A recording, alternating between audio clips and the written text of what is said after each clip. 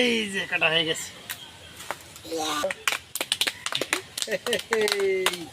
আসসালামু আলাইকুম রহমতুল্লাহ বরকাতু। আজকে আপনাদেরকে একটা আল্লাহর রহমত দেখাবো, এক প্রকার আল্লাহর কুদরত বলতে পারে। আসুন।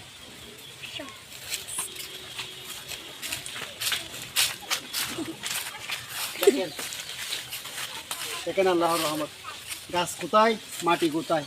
এই যে এক হাতের ভিতরে গাছটা মাটি থেকে এক হাত উপরে কাঁঠাল ধরছে। গাছটা কত উঁচা দেখেন, উপরে আরও আছে, কিন্তু এটা কিন্তু আল্লাহর এক প্রকার রহমত। এদিকে দেখাও, এবং আল্লাহর কুদরত।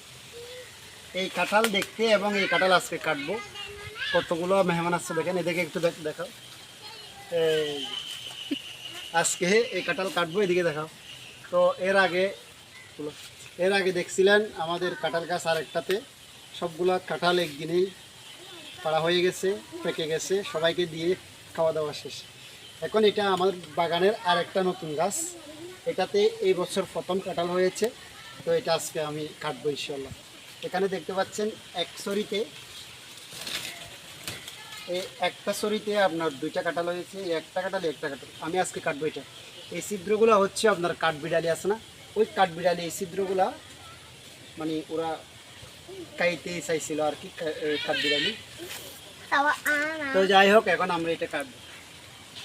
যেহেতু নিচে কাঁঠাল খুব সহজে মানে কাটা যাবে, প্লাস এখানে আরেকটা কাঁঠাল আছে, ওইটাতে যাতে কোনো দাগ না পড়ে বা ওটা যাতে নষ্ট না হয় সেভাবে আমার কাটতে হবে।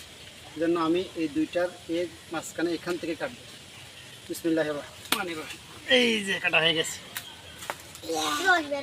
হ্যাঁ, তালিদারটা সবাই এদিকে দেখাও, এদিকে দেখাও।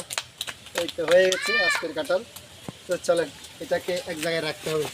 আসো।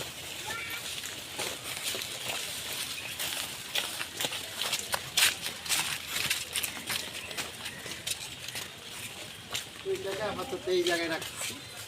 এটার মধ্যে যে আটা আছে, ক্ষীর বলে এটাকে, ক্ষীরগুলা এখান থেকে সবগুলা পড়ে যাওয়ার পরে আমরা বাসায় ঢুকাবো। তো তোমরা এটাতে হাত দিও না কেউ, ঠিক আছে? এগুলো হাতে লাগলে কিন্তু আর যাবে না, ঠিক আছে? গায়ে লাগলে চামড়া উঠে যাবে, পরিষ্কার কথা। ওকে, ঠিক আছে, ধন্যবাদ, আসসালামু আলাইকুম।